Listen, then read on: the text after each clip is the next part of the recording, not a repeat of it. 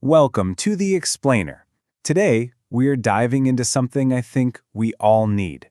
A system that's designed to take the absolute chaos of our digital lives and turn it into a powerhouse for creativity and, yes, actual productivity. You feel this, right?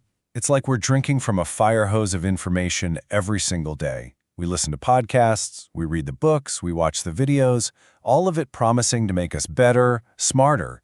But honestly, what happens to all those amazing ideas? So often, they just vanish before we ever get a chance to use them. So let's be real for a second. Is your digital life a well-organized library, or is it kind of more like a giant messy pile? It is so easy to become what some people call an information hoarder. You save article after article, note after note with the best intentions, but instead of feeling smart, you just feel anxious, staring at a mountain of stuff you haven't gotten to yet. Now, what if I told you the solution to this digital chaos wasn't invented in some high-tech productivity lab? What if it was born from a desperate, very personal health crisis?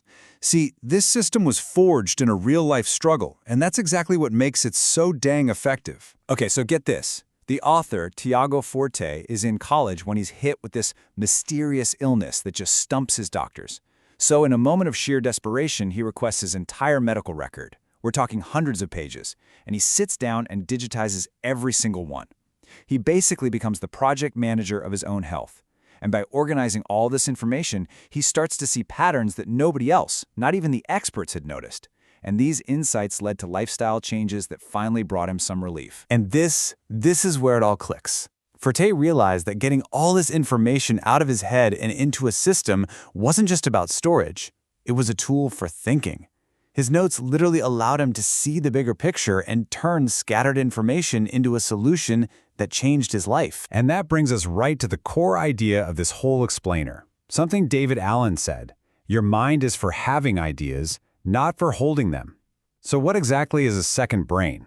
Well, it's a system designed to give your actual brain a brand new, much better job description. Think of a second brain as your own personal, trusted digital archive. It's one place for all of your most valuable ideas, your biggest insights, and your most useful knowledge.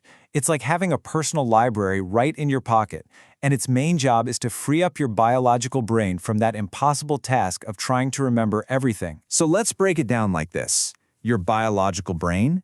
It is an absolutely brilliant idea generation machine. But you know what?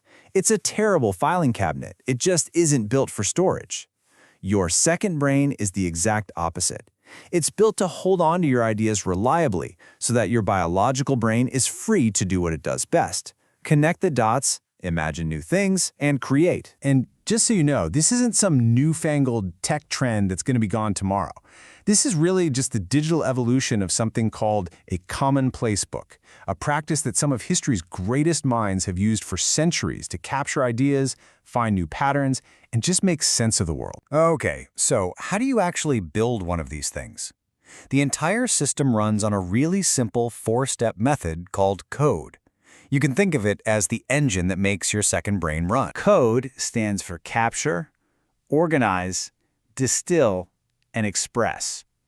These four steps are the simple loop you'll use over and over again to take that endless river of information that flows past you every day and turn it into solid, concrete, usable knowledge. First up is capture. But listen, this is not about hoarding. The key here is to think like a museum curator. You don't save everything that comes across your desk. You're selective. You only keep the things that truly resonate with you, the things that are surprising or inspiring or genuinely useful. You gotta be picky. Next up, organize. And this is probably the biggest mind shift in the whole system. You do not organize your notes by topic the way you would in a library. No, you organize for action. You ask yourself one simple question. How is this note going to help me move forward on one of my current projects? In this action-focused approach is powered by a super simple method called para. Instead of having a million different topic folders, you just have four. First, projects. These are your short-term goals you're working on right now, like plan vacation. Then you have areas, which are your long-term responsibilities that never really end, like health or finances. Third is resources, a place for notes on any topic you're just curious about, like gardening tips or classic films. And finally, archives, where you put everything that's done or no longer active. The real beauty here is that it's a living system, A note can start in resources, get moved to a project when it's time to act, and then go into the archives when you're done. It's built for action. All right, the third step is to distill. The whole point here is to make your notes easy for your future self to find and use. You have to ask, how can I make this note as useful as possible for me a month from now or a year from now? You do this by highlighting the best parts, summarizing the main points, so you can get the gist in a flash without having to reread the entire thing. And finally, the last and most important step: express. Look, knowledge isn't meant to just sit in a digital vault. It becomes truly valuable when we use it, when we create something new, solve a tough problem, or share our work with others. This is the step that flips the switch from consumption to creation. When you follow this path, something really profound starts to happen. This isn't just about being a little more organized or a little more productive. It's about unlocking your own creative potential and finding the confidence to express your ideas. I absolutely love this quote from the brilliant writer Octavia Butler, who was a master of this kind of note-taking. Your own thoughts, your own experiences, the little notes you jot down, that's your raw material. This system helps you realize that you don't need to go find more information. You already have it. The magic is already in your hands. So here's the bottom line. You basically fire your brain from its old, stressful, impossible job of being a faulty hard drive, and you give it a promotion. Its new job is to be the CEO of your life. And when it's free from the burden of trying to remember everything, it can finally focus on what really matters: strategy, creativity, and coming up with its next great idea. Ultimately, this whole thing is built on a really simple truth. Your ideas are worth keeping. You already have the raw material you need to create, to solve, and to build. So the only question left is, what are you going to build with them?